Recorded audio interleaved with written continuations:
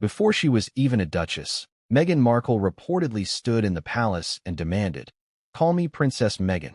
At 47, a former royal butler has broken his silence, confirming what many had long suspected about Meghan's early days in the monarchy, and it's far worse than imagined. According to him, Meghan insisted on royal treatment before even earning her title, allegedly declaring to stunned staff, "I'm the future of this family. Start acting like it." Before we continue, please hit the like button, subscribe to the channel, and turn on the notification bell for updates. It started as a whisper in the dimly lit hallways of Kensington Palace, a murmur that grew louder with every passing day.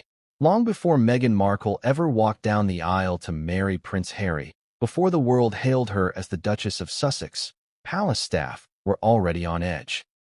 What began as small requests quickly turned into pointed demands, and one particular moment left even the most seasoned royal aides stunned.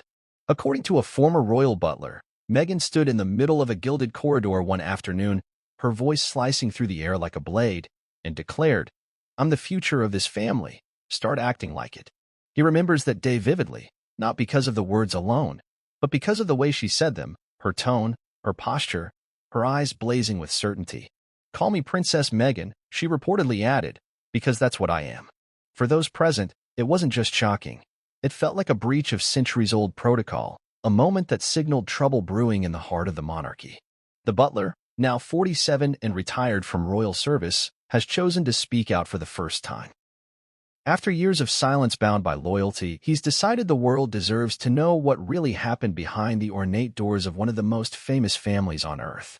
"I've held my tongue long enough," he says, his voice heavy with regret and resolve. "People think they know Meghan Markle. They don't. They only know the version she wants them to see." This isn't the first time tales of tension between Meghan and palace staff have surfaced. Since her whirlwind romance with Prince Harry began, reports of friction have been whispered among courtiers and aides. But this revelation is different. It comes from a man who spent decades serving the royal family, someone who watched the drama unfold not as a bystander but as a participant. He's the same man who polished Princess Diana's silver, poured wine for Prince Charles, and watched young Princes William and Harry play in the palace gardens. And now, he's breaking ranks. Why now? Why speak out after all these years? The butler leans back in his chair and sighs. Because people need to understand that what's happening in Montecito today didn't start there. The seeds were planted long before Meghan set foot in St. George's Chapel.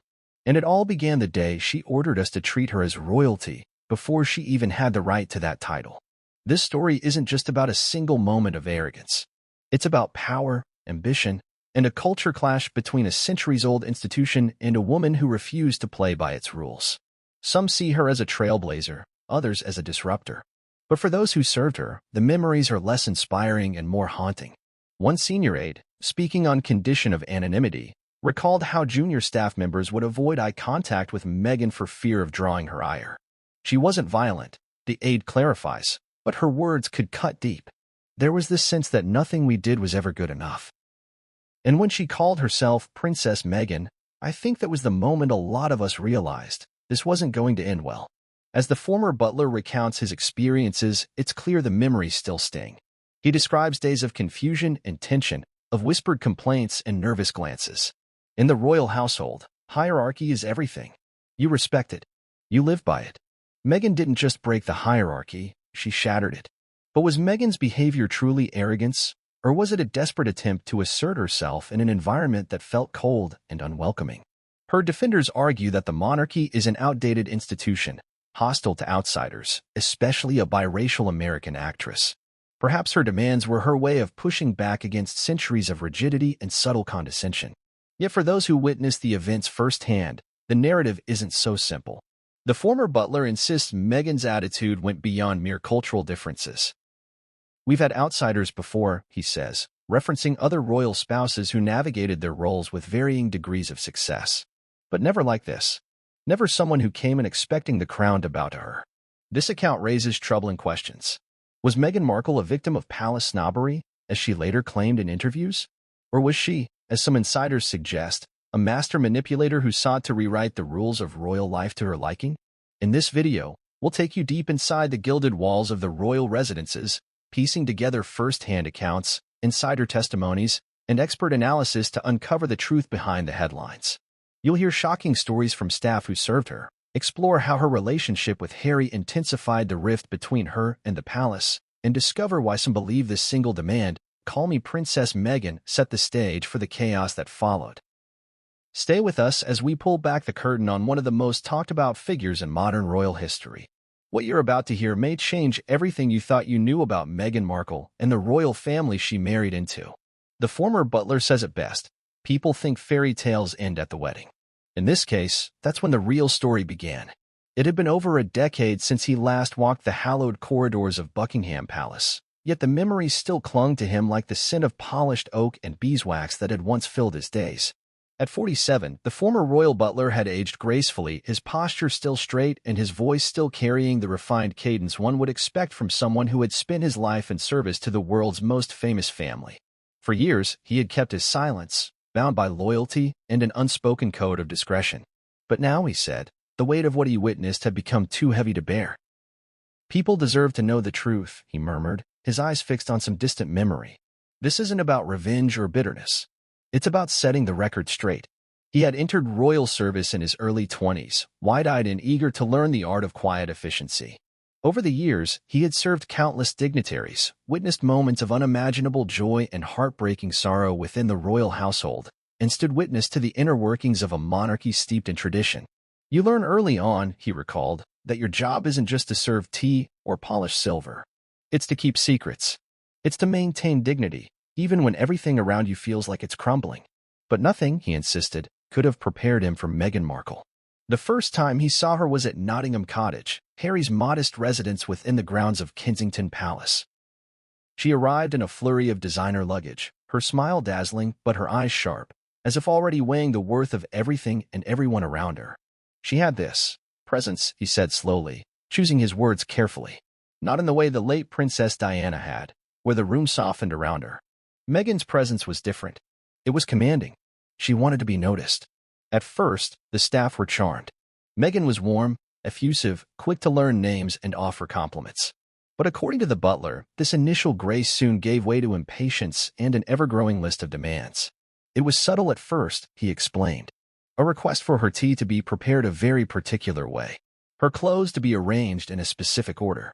But then came the bigger things, expectations that went beyond what was appropriate for someone not yet part of the family. The pivotal moment came during preparations for a private dinner where Harry was introducing Meghan to some of his closest family members. Tensions were already high, with whispers circulating among the staff about her strong opinions on the seating arrangement and her insistence that certain foods not be served. But nothing could have prepared them for what she said that afternoon. She came into the kitchen, calm but firm, the butler recounted. She looked at all of us and said, "I expect to be treated as the princess I'm about to become. Start calling me Princess Meghan. That's what I am." For a moment, there was stunned silence. The head chef froze mid-sentence, a junior footman nearly dropped a tray of crystal glasses, and the butler himself felt his heart thud painfully in his chest. In all his years of service, he had never heard anyone, not even those born into royal blood, make such a demand. "We didn't know where to look," he said. It felt wrong, like a line had been crossed. One senior aide tried gently to remind Meghan of protocol, explaining that titles are granted only upon marriage and cannot be assumed beforehand. But according to the butler, Meghan brushed off the comment with a wave of her hand. "I'm marrying a prince," she said, her voice cool and steady. "That makes me a princess. Why wait?" The staff were left rattled. In private, they whispered about her audacity, her apparent disregard for centuries of tradition. It wasn't just what she said. The butler reflected, his brow furrowed. It was the way she said it, as if the rules didn't apply to her, as if she was doing us all a favor by gracing us with her presence. Still, they carried on. In the royal household, one learns to swallow discomfort and keep the machinery running smoothly, no matter the turmoil behind closed doors. But the incident marked the beginning of what the butler described as an increasingly tense relationship between Meghan and the palace staff. He spoke, too, of the emotional toll it took on those around her. There were tears, he admitted quietly. Seasoned staff members, people who had worked for the Queen herself, reduced to tears after encounters with her. They felt disrespected, dismissed. When asked if he thought Meghan's behavior was intentional, the butler hesitated. I don't know, he said finally. Perhaps she didn't understand the institution she was entering. Or perhaps she did, and simply didn't care. Others within the palace tried to intervene, he added. Harry, ever protective of Meghan, reportedly lashed out when complaints were raised. He loved her deeply. That was clear. But in defending her, he alienated people who had served him since he was a boy. It was a dynamic the butler had seen before in other royal relationships, but never with such intensity. There was an us versus them feeling that grew stronger every day, and Meghan seemed to thrive in that. The butler shifted in his seat, his hands clasped tightly together. He knew the risks of speaking out, the backlash that would surely come. But he was resolute.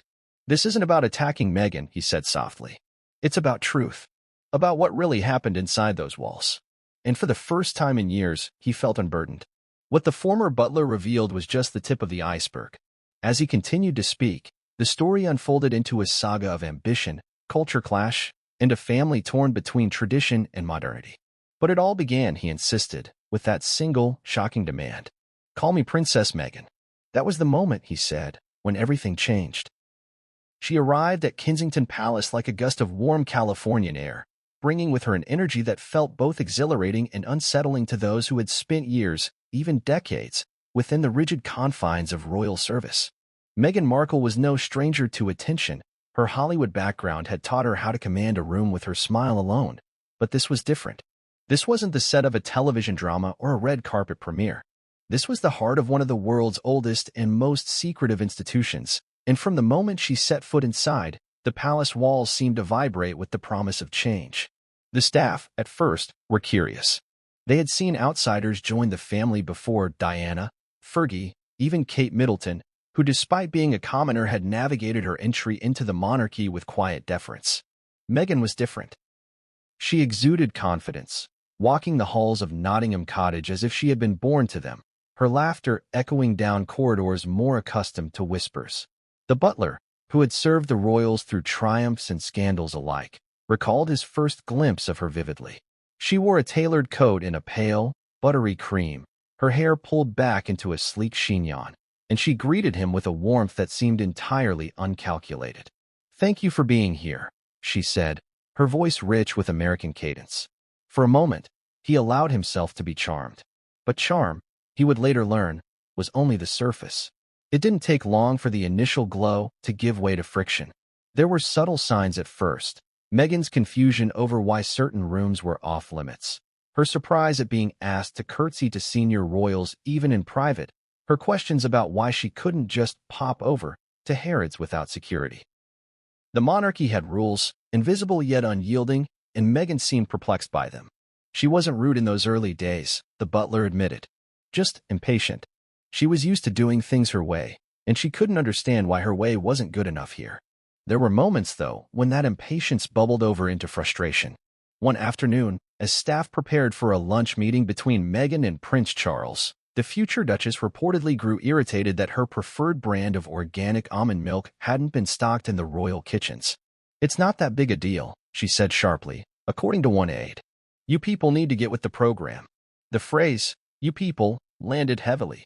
Staff who prided themselves on their professionalism bristled. It was the first crack in the facade, the butler said. From then on, people began to see her differently. But there were also signs of vulnerability. Meghan confided in a few trusted aides about her struggles to adjust. She spoke of feeling scrutinized by the press, of encountering frosty silences from some senior royals. "I just want to be accepted," she reportedly said during one tearful conversation. "I'm trying so hard." Even so, her efforts often clashed with the centuries-old traditions she was now expected to uphold. When she asked to host a private brunch for a group of Hollywood friends at Kensington Palace, the request was met with quiet alarm. "This isn't Soho House," one senior aide reminded her gently. "We have protocols for these things." The brunch went ahead anyway. It was during this period that Meghan's relationship with palace staff began to strain further. According to multiple insiders, she struggled with the idea that royal aides were not her personal employees but servants of the crown.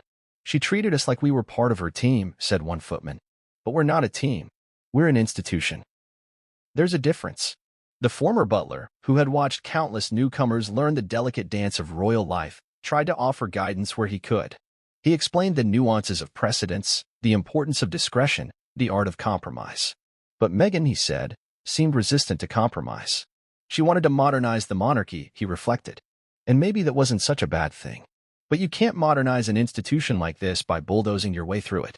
By the time Meghan and Harry's engagement was officially announced, the tension behind palace doors had become palpable. Junior staff members whispered nervously in corridors, their eyes darting to ensure they weren't overheard. Senior aides debated how best to manage the growing friction. And all the while, Meghan moved forward with unwavering confidence, certain that she was destined to bring a breath of fresh air into the royal family. She didn't just want to be accepted, the Butler said. She wanted to redefine what it meant to be royal. For some, that ambition was inspiring. For others, it was dangerous. As preparations for the royal wedding began, the stakes grew higher, the expectations heavier. Meghan's requests became more exacting, her standards more rigid.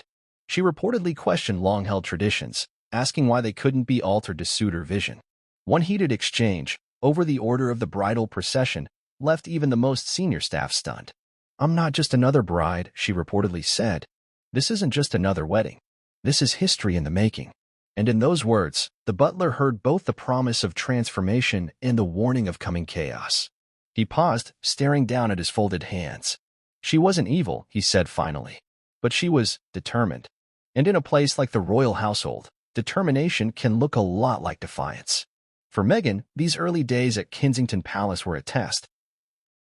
And for the institution, she was a challenge they had never quite faced before. What neither she nor the palace seemed to realize at the time was that the battle lines were already being drawn. This was only the beginning. This section is 3,072 words long. It was a crisp autumn afternoon when everything changed.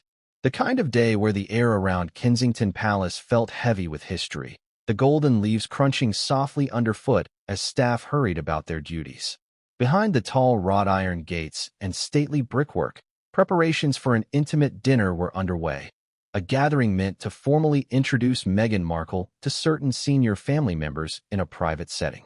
To the staff, such occasions were routine, their movements refined by years of serving royalty. But what happened that day would ripple through the palace in ways no one could have predicted. The butler remembers the moment vividly. He had spent the morning polishing silver cutlery, arranging fine crystal glasses, and briefing junior staff on the precise timing of service. Every detail mattered, down to the alignment of the place cards and the temperature of the wine. It was the kind of meticulous planning that kept the palace running like a well-oiled machine. And then, as he oversaw final preparations in the drawing room, Meghan entered. She was striking in her presence, her movements fluid yet purposeful, a soft cashmere sweater draped effortlessly over her shoulders. Her smile was bright, but her tone was firm, too firm, some thought, for a guest who had not yet become part of the family. "Is this the table setting?" she asked, her eyes sweeping over the arrangement. "It's fine, but I think it could use more elegance. Don't you think?" The staff exchanged glances. Suggestions from guests weren't uncommon, but there was something about her delivery that made the air feel taut.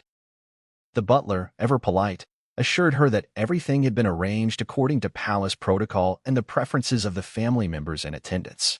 Meghan's lips pressed into a thin line. "Protocol," she repeated quietly. And then, louder, "You'll need to get used to a new kind of protocol. I'm the future of this family. Start acting like it." For a moment, no one moved. A junior footman froze mid-step, clutching a tray of freshly polished silver spoons. The head housekeeper, a woman who had served the royal household for over 3 decades, blinked in astonishment. The butler felt the weight of her gaze settle on him, as if silently asking, did she really just say that? Then came the moment that would become legend among the palace staff. Meghan's voice softened slightly, but her eyes remained locked on the butler as she said, "And from now on, I expect to be addressed properly. Call me Princess Meghan." Silence. To those who understood royal hierarchy, the request was not just inappropriate, it was unthinkable. Titles in the royal family are not taken lightly. They are bestowed, not assumed. Even Princess Diana, beloved across the world, had waited until her wedding day to be styled as such. Meghan was not yet married to Harry, not yet a duchess, and certainly not entitled to the prefix of princess. One senior aide found her voice first, speaking in the careful, measured tones of someone attempting diplomacy.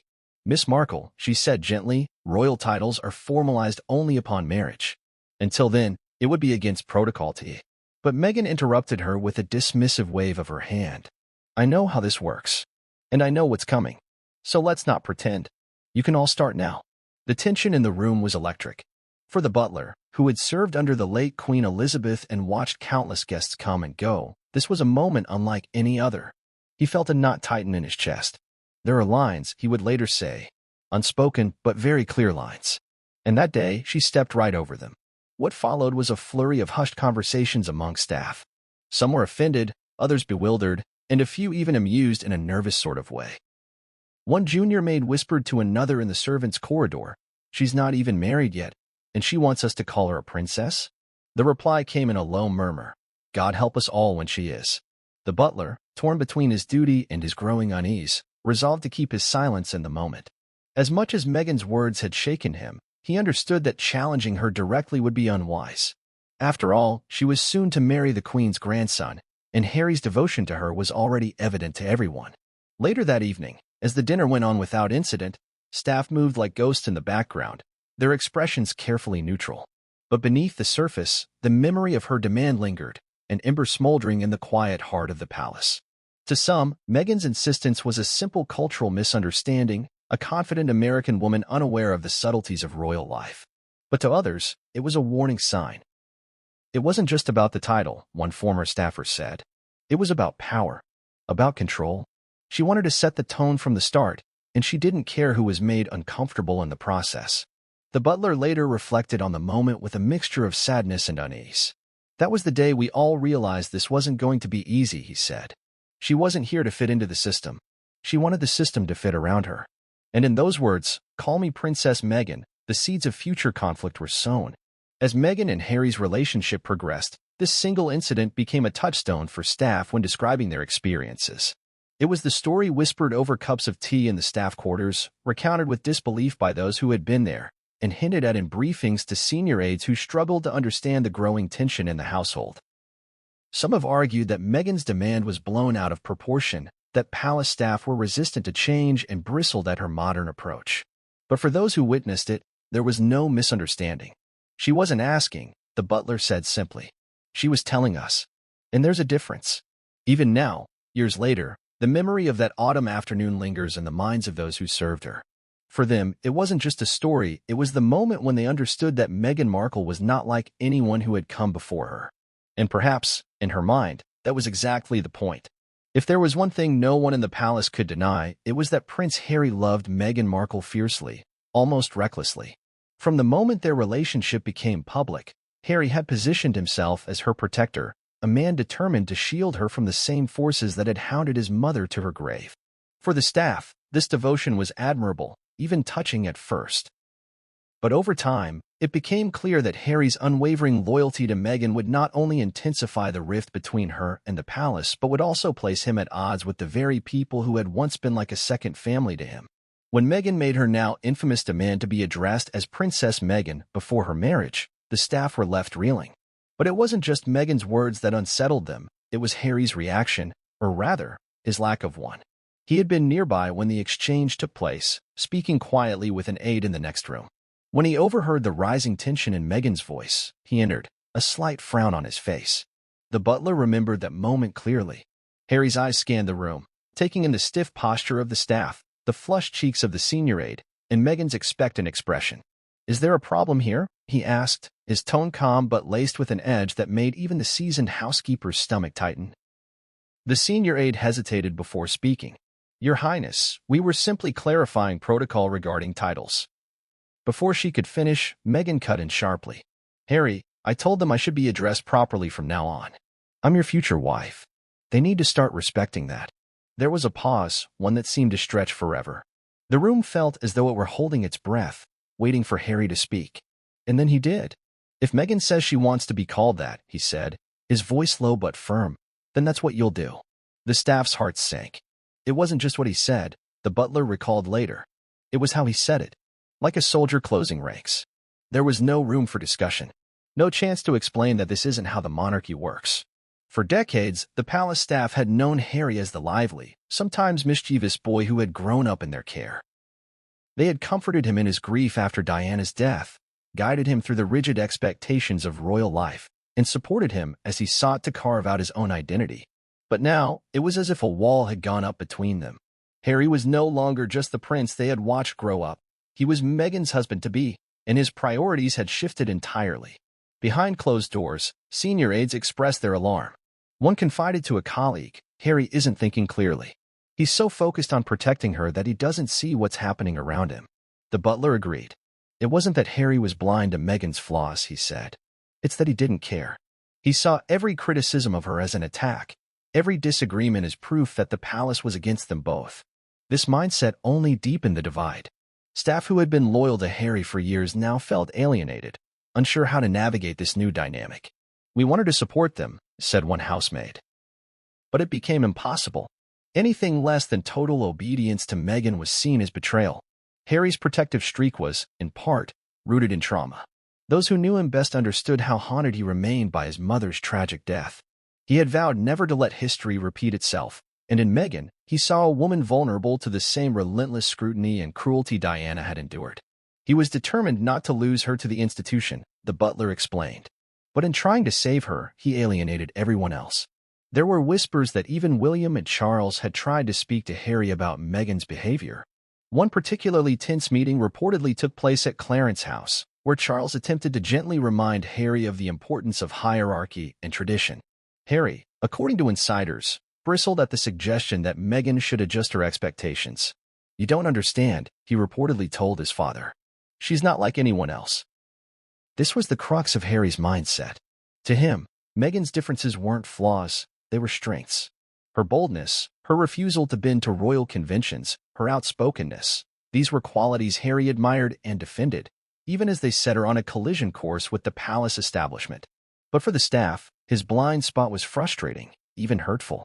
The butler recounted how, in one particularly tense moment, a senior housekeeper tearfully approached Harry to express her concerns about Meghan's treatment of junior staff. Harry's response was cold, almost unrecognizable. "If you have a problem with Meghan," he reportedly said, "then maybe this isn't the right place for you anymore." It was a turning point. From that day on, staff stopped raising concerns. They went about their duties in silence, their morale eroding with each passing week. Some requested transfers, others quietly resigned. And through it all, Harry remained steadfast at Meghan's side, his loyalty to her unshakable. The butler sighed deeply as he recalled those days. "I don't blame Harry entirely," he admitted. He thought he was doing the right thing. He thought he was protecting the woman he loved. But in the process, he burned bridges he might never be able to rebuild. And as the wedding approached, the fractures within the household deepened. Staff who had once worked in harmony now moved with an air of quiet resignation. The old warmth that had characterized Kensington Palace seemed to vanish, replaced by a cold efficiency born of fear and uncertainty. Harry, for his part, appeared oblivious to the growing discontent. Or perhaps he simply didn't care. To him, the only thing that mattered was Meghan, and he would defend her against anyone, even his own family. "She's my world now," he reportedly told one close friend. "If they can't accept her, then they can't accept me either." In those words, the butler heard not just love, but a warning. Harry had chosen his side, and for the staff who had served him so loyally for years, it was a heartbreaking realization. This wasn't the boy they remembered. This was a man transformed by love, by fear, and by a determination that would reshape the monarchy forever. And though no one could say it aloud, they all wondered the same thing. Had Harry become Meghan's greatest defender, or her most tragic casualty? The atmosphere inside the palace had shifted. Where once there had been quiet order and the steady rhythm of an institution that had survived centuries of change, there was now tension so thick it clung to every corridor, every whispered conversation between staff. The divide between Meghan Markle and the royal household was no longer a subtle undercurrent. It had become a chasm, and those caught in the middle felt the strain every single day. In the beginning, many staff members had given Meghan the benefit of the doubt. She was new. After all, stepping into a world so alien it bewildered even the strongest personalities. They had seen outsiders before, had guided them through the labyrinth of royal protocols and expectations. Some struggled, some adapted, but most eventually found their place within the ancient framework. But Meghan was different. She wasn't interested in finding her place, the butler said softly. She wanted to create a new place, her place. And for the monarchy, that was always going to be a problem. The first signs of division appeared during preparations for the royal wedding. Meghan's demands became more frequent, more insistent. From the flowers to the food to the seating arrangements, she questioned every detail, often dismissing long-held traditions in favor of her own vision. "This is my day," she reportedly said during one particularly heated planning session. "It should reflect who I am." The staff, who had handled countless royal weddings with grace and precision, were stunned. "No bride had ever spoken like that before," one senior aide confided. "There's always input, of course. But there's also respect for the history you're stepping into." Meghan didn't seem to care about any of that. As the wedding drew nearer, the cracks widened. Rumors began to circulate among staff about Meghan's treatment of those around her. There were reports of raised voices, of junior aides reduced to tears, of long-serving staff members feeling undermined and disrespected. It was a toxic environment, the butler admitted. People were walking on eggshells every day. One infamous incident involved a fitting for Meghan's wedding tiara. According to palace insiders, the Queen had graciously allowed Meghan to choose from a selection of royal tiaras for the big day. But when Meghan's first choice was deemed unsuitable by senior advisors, she reportedly bristled at the decision. "What Meghan wants, Meghan gets," Harry allegedly snapped during the exchange, further deepening the divide between the couple and palace staff. This dynamic, Harry's fierce defense of Meghan coupled with her perceived disregard for royal traditions, created a perfect storm. Staff who had once adored Harry now felt alienated, unsure how to serve a prince who seemed to see them as part of the problem. There were two camps, the butler explained. Those who were loyal to the institution and those who were loyal to Harry and Meghan. And the two sides couldn't reconcile. Behind closed doors, senior members of the royal family began to take notice. Prince William reportedly expressed concerns about how Meghan was adjusting to royal life. His words, intended as brotherly advice, were not well received. Harry took it as an attack, one insider revealed. From that point on, the relationship between the brothers was never quite the same. Even the Queen, known for her calm and measured approach, was said to be quietly troubled by the growing discord. "Her Majesty has seen it all," the butler said. But even she found Meghan's approach challenging. Palace aides attempted to mediate, to smooth over tensions and restore a sense of normalcy. But their efforts often backfired. Meghan reportedly viewed their interventions as condescending, while staff felt increasingly demoralized by what they saw as her impossible standards. "It wasn't just about Meghan," one former staffer said. "It was about the way Harry enabled her. Every time we tried to enforce protocol, he would step in and shut us down." The result was a workplace divided. Some staff members resigned, unwilling to endure the strain any longer. Others soldiered on, determined to fulfill their duties despite the increasingly fraught atmosphere. But even the most resilient among them could feel the culture of the household changing. The old guard was leaving, the butler observed, and with them went a sense of stability that had kept the palace running smoothly for decades. One particularly telling moment came during a meeting of senior aides to discuss Meghan's upcoming public engagements. She had requested to attend a high-profile event and give a speech outlining her vision for modernizing the monarchy. When advisors suggested a more cautious approach, Meghan reportedly bristled. "You're trying to silence me," she said, her voice tight with frustration. "That's not going to happen." The butler shook his head at the memory. "It wasn't about silencing her," he insisted. "It was about protecting the crown. There's a way things are done in the royal family, and it's not because they're outdated, it's because they work." But for Meghan, those ways felt restrictive, even oppressive. In her view, she was bringing fresh energy to an institution badly in need of change. To her critics, however, she was dismantling a delicate ecosystem that had survived centuries of turbulence. The divide was now impossible to ignore. Where once there had been unity among the staff, there was now suspicion and resentment. Junior aides whispered about Camp Sussex versus Camp Windsor, while senior advisors debated how much longer the situation could be contained. The butler's voice was heavy with emotion as he reflected on that period. "It felt like watching a family tear itself apart from the inside," he said. "We all knew something had to give. We just didn't know what, or who, it would be." As Meghan and Harry's wedding approached, the stakes grew higher, the atmosphere more volatile. The divide behind palace doors had become a fault line, and everyone could feel the tremors. It was only a matter of time before it all came crashing down. Behind the grandeur of gilded walls and the polished calm of public appearances, a storm was brewing. For a family that had endured centuries of scandal, crisis, and even abdication, the arrival of Meghan Markle presented a challenge that seemed both familiar and alarmingly new. The royal family, known for its unyielding commitment to discretion and tradition, now found itself grappling with a force unlike any it had faced before. At first, there had been optimism. Harry was happier, in fact, than he had been in years. To his father, Prince Charles, and his grandmother, Queen Elizabeth II, Meghan appeared to be a stabilizing influence, a bright light in Harry's often tumultuous world. She was articulate, confident, and keen to embrace charitable work. Early meetings between Meghan and the senior royals were warm, even hopeful. But the optimism didn't last. As Meghan settled into life at Nottingham Cottage, cracks began to show. The first hints of unease reached Charles during an otherwise routine meeting with his private secretary.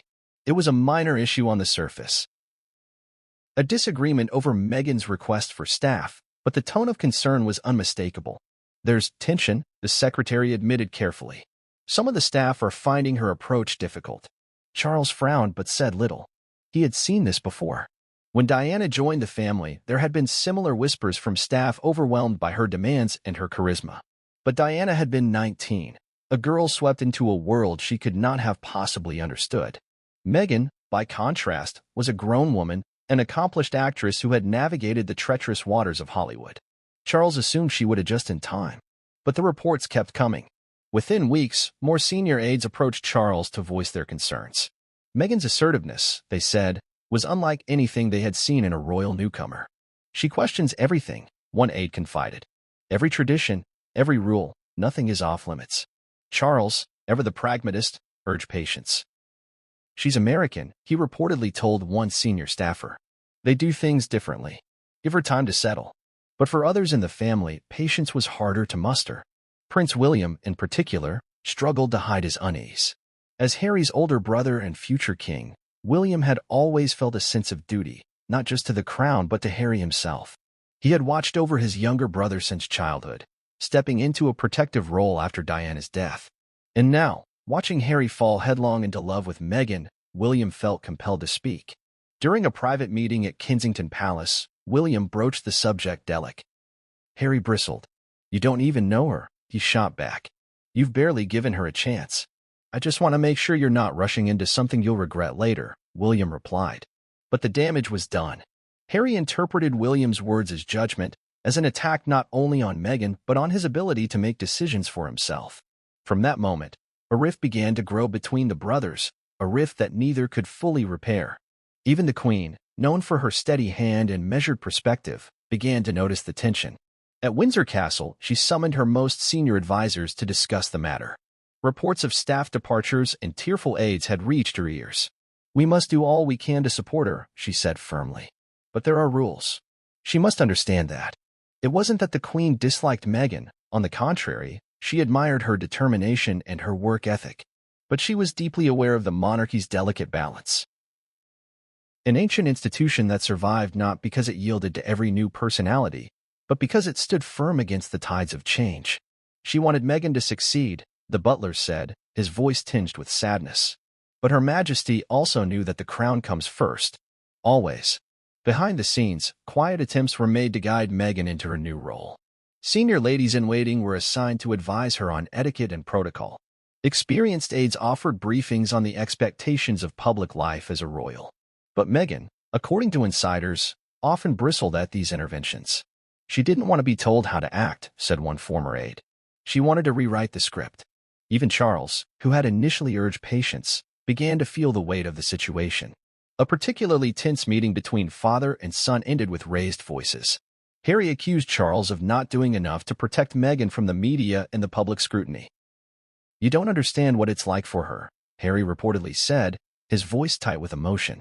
Charles, weary from decades of royal duty and his own battles with public perception, sighed deeply. "This family is not easy," he admitted. "But she must learn to navigate it. We all had to." The divide was no longer just between Meghan and the palace staff. It had begun to seep into the very fabric of the family itself. Private conversations were strained. Christmas gatherings, once filled with laughter and camaraderie, now carried an undercurrent of tension. The butler recalled one such gathering at Sandringham. Meghan arrived late to a family luncheon and reportedly bristled at being seated at the far end of the table. "I'm Harry's fiancée," she is said to have whispered to an aide. "Why am I being treated like an outsider?"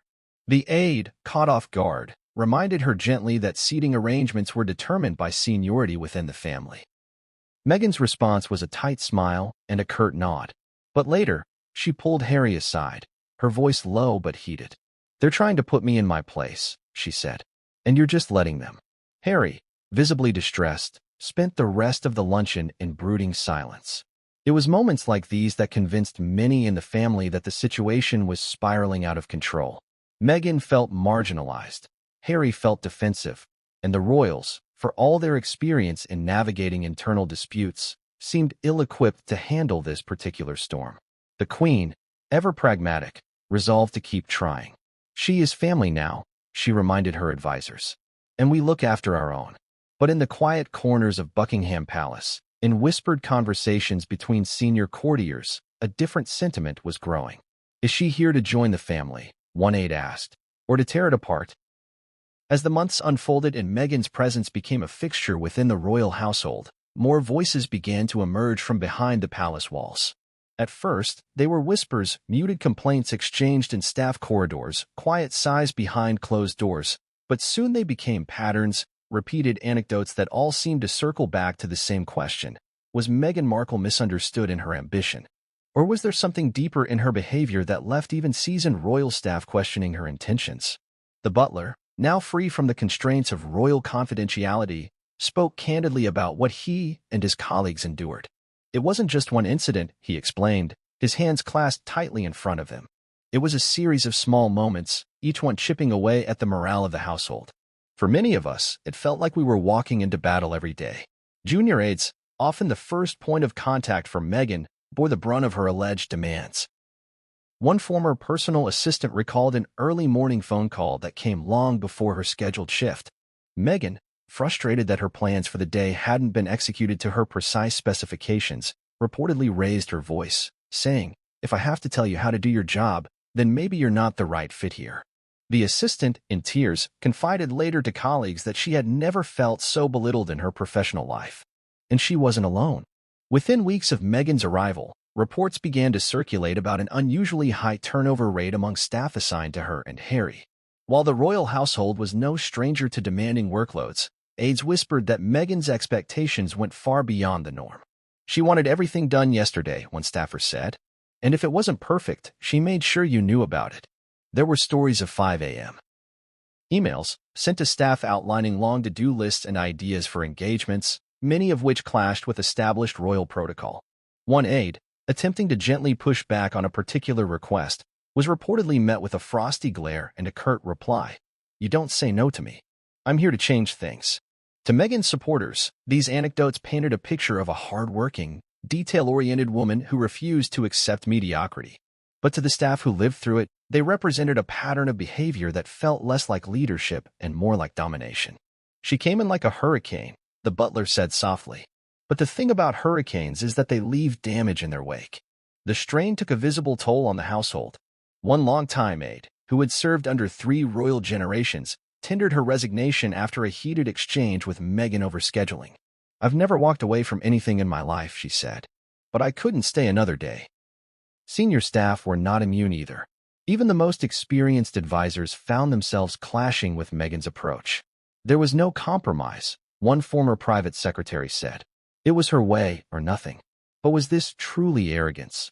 Or was it the symptom of a deeper cultural clash? Meghan, a self-made actress accustomed to the cutthroat world of Hollywood, brought with her a mindset foreign to the palace. In her world, assertiveness was survival. In the royal household, however, deference and patience were valued above all else. It wasn't that she was wrong to want change, the butler conceded. It was the way she went about it. In this family, change happened slowly, quietly. Meghan didn't understand that. Or maybe she didn't care to.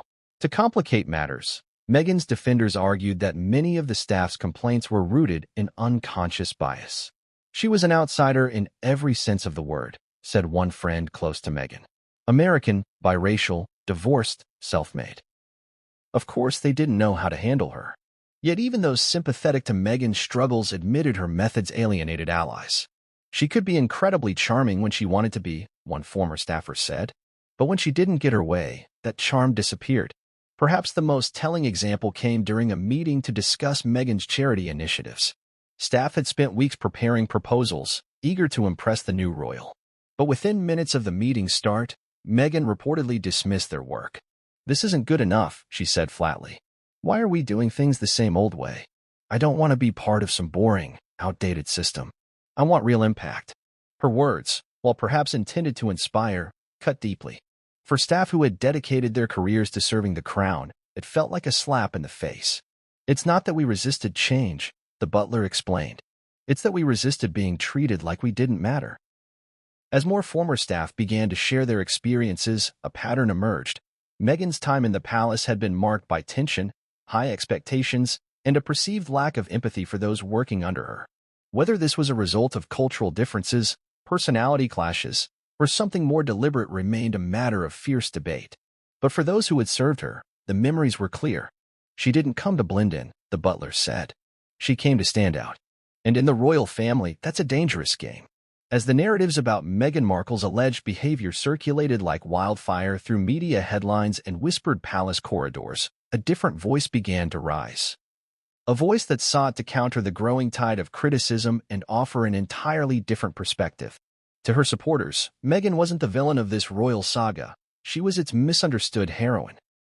A woman thrust into an archaic and rigid institution, fighting to maintain her identity and sanity in the face of suffocating protocols and subtle hostility.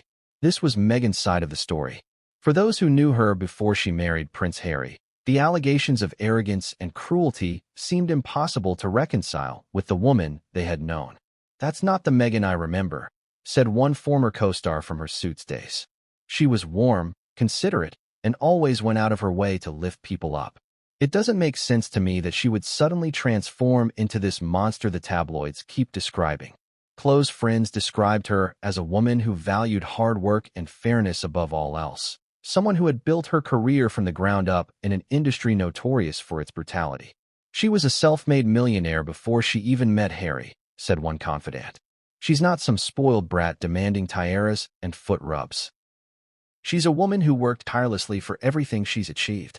From Meghan's perspective, stepping into the royal family wasn't just an adjustment, it was a complete upheaval of her world. The fame she had expected, the scrutiny she had braced for. But the coldness she reportedly encountered from certain royal staff and even family members was something she hadn't anticipated. In private conversations with friends, some of which later leaked to the press, Meghan allegedly confided her frustrations about being treated as an outsider. "I felt like no matter what I did, it wasn't enough," she said in one such conversation. "They didn't want me to succeed. They just wanted me to disappear quietly into the background." Her defenders argue that the so-called demands she made were nothing more than efforts to bring efficiency and modernity into a system stuck in the past. One friend familiar with her work habits said, "Meghan is someone who wakes up early, plans her day meticulously, and expects the same from those around her. That's how she's always operated." But in the palace, that was seen as overbearing rather than proactive. Cultural differences also played a role, they claimed. As an American, Meghan was raised in a society where self-advocacy is celebrated and ambition is seen as a virtue. In contrast, the British royal household operates on an ethos of quiet service and restraint, where ambition is often viewed with suspicion. "People saw her confidence and mistook it for arrogance," said one ally. They weren't used to a royal woman speaking her mind so openly or taking charge of her projects without waiting for permission. There were also accusations of racial undertones in the criticism Meghan received. Many of her supporters pointed out how the press treated her compared to other royal women. Headlines dissected everything from her wardrobe choices to the way she held her baby bump, often with a sharpness that felt pointed. "There's no doubt she was held to a different standard," said a journalist who had covered the royals extensively. "Things Kate was praised for, Meghan was mocked for." When Meghan spoke candidly during her now famous interview with Oprah Winfrey, she revealed the depth of her emotional struggles behind palace walls. She described feeling silenced, unsupported, and even suicidal at one point during her time as a working royal. "I just didn't want to be alive anymore," she said, her voice cracking with emotion. And that was a very clear and real and frightening constant thought. That revelation struck a chord with many around the world, particularly women of color who saw in Meghan's story a reflection of their own experiences in predominantly white institutions.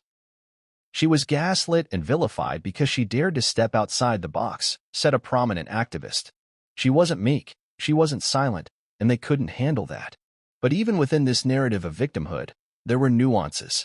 Meghan's critics argued that she wielded her victim status as a weapon, deflecting legitimate criticism under the guise of persecution.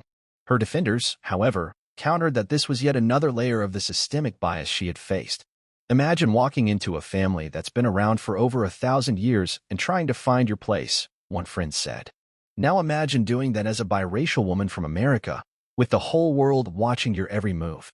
The pressure was unimaginable. Meghan herself reportedly told a friend, "All I ever wanted was to make a difference, to use my platform for good. But every time I tried, I was told I was doing it wrong." To her, the palace's resistance felt like sabotage. The butler and other staff may have viewed her as disruptive, but Meghan saw herself as a force for positive change, one who was being stifled at every turn. The truth, as is often the case, likely lies somewhere in between.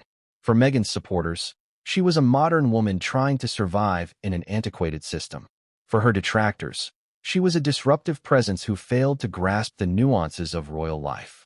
But whatever side of the debate one falls on, there was no denying that Meghan Markle had left an indelible mark on the royal family, and that her story had sparked conversations about race, class, and tradition in a way no other royal had in decades. She didn't break the system, one friend insisted. The system broke her, but others, particularly those who served within the palace, still weren't convinced. She came with her own set of rules, the butler said quietly, and when the two worlds collided, we were all left to pick up the pieces. As the dust settled on the storm Meghan Markle had stirred within the royal household, the world outside was left staring at an institution that seemed both unshakable and alarmingly fragile. The monarchy had weathered wars, divorces, abdications, and even assassinations over its 1,000-year history. Yet somehow the arrival of one woman, a confident, ambitious American actress, had cracked open its polished exterior to expose vulnerabilities long kept hidden. To understand what Meghan's time in the royal family truly revealed about the monarchy, one has to first understand the system itself. The British royal family isn't just a family. It is a living symbol of continuity and tradition. Every bow, every curtsy, every meticulously planned engagement is designed to uphold an image of stability. The crown, in its essence, is meant to be above reproach, a constant in a world of chaos. But Meghan's entry into this system forced uncomfortable questions into public view. Is the monarchy equipped to evolve? Or is it so rooted in the past that it cannot accommodate modernity without tearing itself apart? The former royal butler, who had served under 3 generations of royals, put it simply, the palace is like a great ship. It can weather any storm so long as it keeps its course. Meghan was trying to turn that ship, and the crew didn't know how to respond. For centuries, the monarchy has thrived by keeping outsiders at arm's length, bringing them into the fold slowly, cautiously, ensuring they understood their role as supporting players in the grand narrative of the crown. Even Diana, beloved as she was, had been brought along carefully in her early days, her public engagements meticulously curated, her voice muted until she had proven her loyalty. Meghan, however, entered the family as an independent woman, one unaccustomed to deferring to authority, let alone centuries-old hierarchy. She wasn't prepared to be a supporting actress in anyone's story, the butler reflected. She wanted to be the star. And that's not how the monarchy works. But could it ever work any other way? In a modern world where individuality and self-expression are celebrated, the monarchy's insistence on conformity feels increasingly out of step. Younger generations question the relevance of an institution built on inherited privilege and unspoken rules. Meghan's struggle wasn't just about tiaras or staff protocols. It was a collision between an ancient system and modern expectations. She showed us that the monarchy isn't as flexible as it likes to pretend, said one royal historian. It adapts, yes, but only on its own terms. And if you can't wait for it to move at its glacial pace, you're cast out. Indeed, Meghan's time as a working royal revealed just how tightly the family clings to control. Every speech she wanted to give, Every project she sought to spearhead was vetted by layers of advisors and private secretaries. To Meghan, this felt like suffocation. To the palace, it was necessary to preserve the dignity and neutrality of the crown. But perhaps the greatest revelation wasn't about Meghan at all. It was about Harry. His decision to step back from royal duties, his anger at the institution's perceived failure to protect his wife, and his willingness to air grievances in public shattered the unwritten rule of royal discretion. Never complain, never explain. A mantra Elizabeth II had upheld for over 70 years was tossed aside in favor of televised interviews and explosive memoirs. Harry showed us that the monarchy's greatest threat isn't an outsider like Meghan, observed a royal commentator. It's an insider who decides they've had enough. And so the monarchy found itself at a crossroads. On one hand, there was the traditionalist view that Meghan and Harry had betrayed the family, dragging sacred private matters into the court of public opinion. On the other hand, there was a growing contingent who saw Meghan and Harry as the inevitable outcome of a system unwilling to evolve, a system that crushed individuality for the sake of maintaining a facade. The Meghan saga has exposed the monarchy's fundamental dilemma, the historian continued. Can it survive the 21st century without adapting? Or is its rigidity the very thing that keeps it alive? For some royal watchers, Meghan's story is a cautionary tale about what happens when the monarchy meets modern celebrity culture. For others, it's a mirror reflecting uncomfortable truths about race, class, and gender in Britain's most elite institution. She forced them to confront questions they weren't read. As public opinion remains divided, one thing is certain: the monarchy has been changed by Meghan's presence, whether it admits it or not. The old equilibrium has been disrupted, the serene mask cracked. And though the institution may continue as it always has, the world will never quite look at it the same way again. She didn't break the monarchy, the Butler concluded, but she showed us how easily it could break. In that sense, Meghan's legacy, however controversial, may be the most profound of any outsider who has ever married into the House of Windsor. The butler's voice dropped to a near whisper as he leaned forward, his eyes clouded with memories he had carried in silence for years. He had spoken of tension, of demands, of staff reduced to tears. He had recounted the divide that split the household and the family in two. But now, he was ready to reveal the moment that, in his view, defined everything. The final straw that convinced him Meghan Markle had entered the royal family not to embrace it, but to bend it entirely to her will. It was after the wedding, he began. The dust had settled, the cameras were gone, and we all thought things might calm down. But they didn't. If anything, they escalated. The incident unfolded in the grand reception room of Kensington Palace. Meghan had called an unscheduled meeting with several senior staff members and advisors.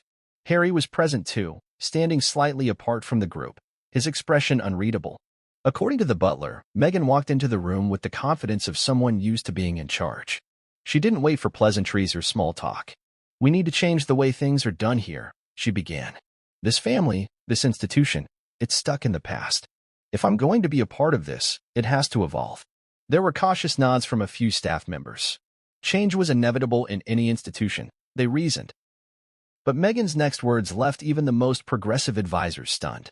"I don't want to wait to be queen consort to have influence," she said plainly. "Harry and I are the future, and people need to start seeing us that way.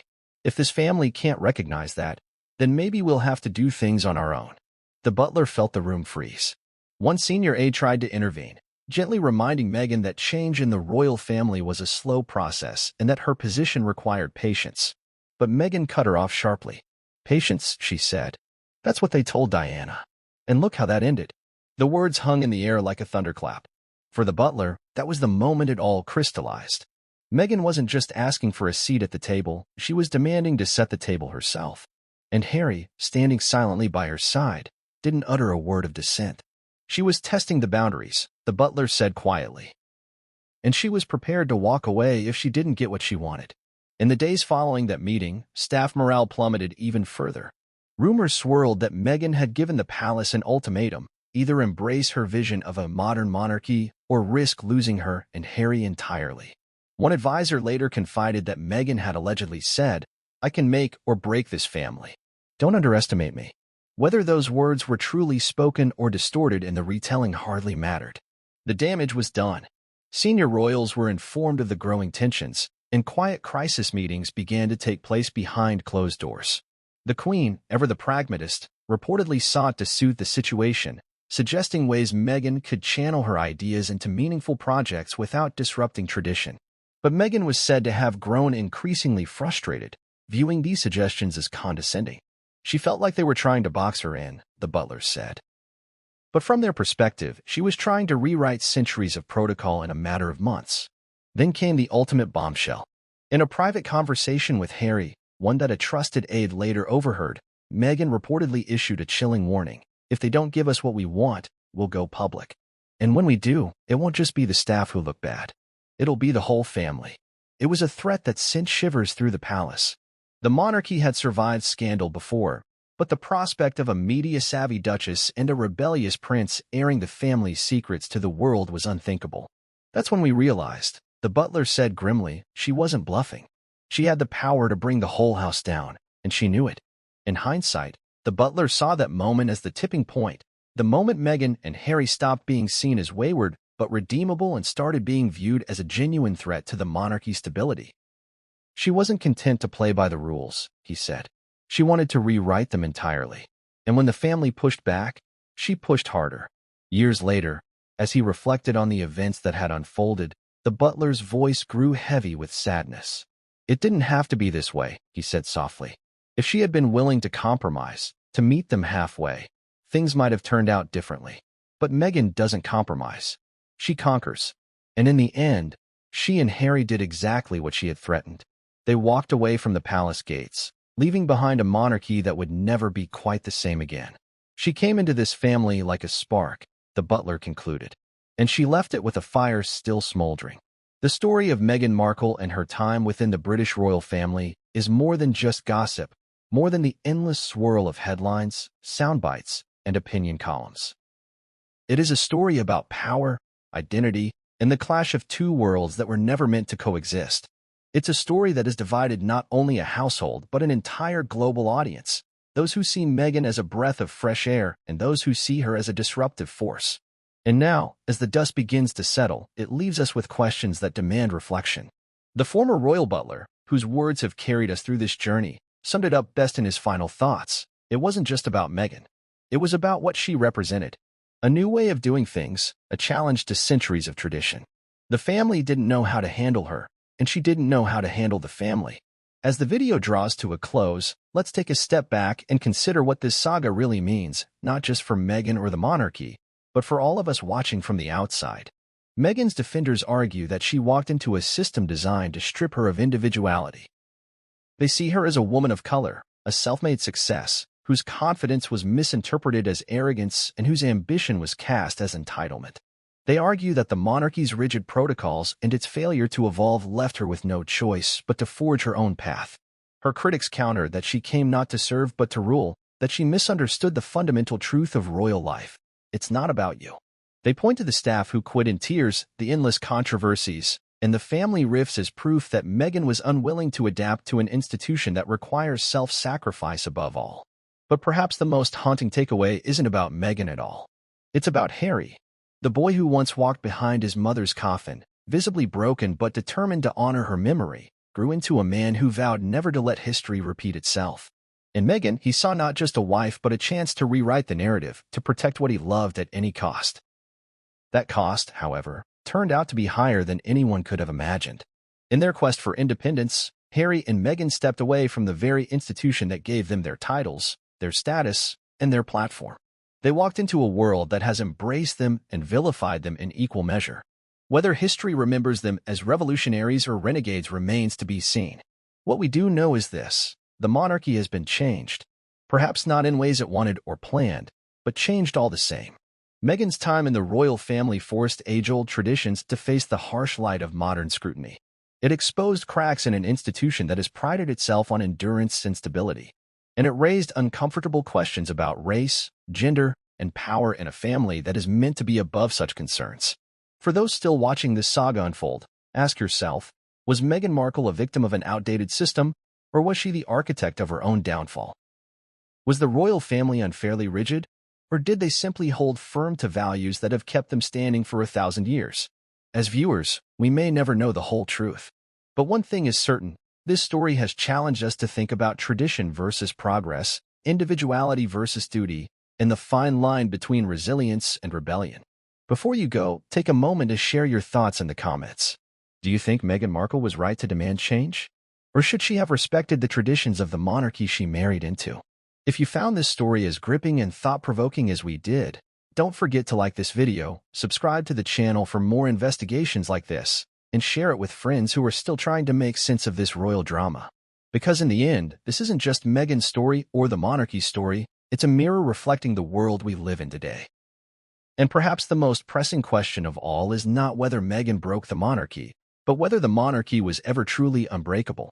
As the butler himself said in his parting words, "We all thought the walls of the palace were impenetrable." Meghan didn't tear them down. She simply showed us the cracks that were already there. The real story, it seems, is only just beginning.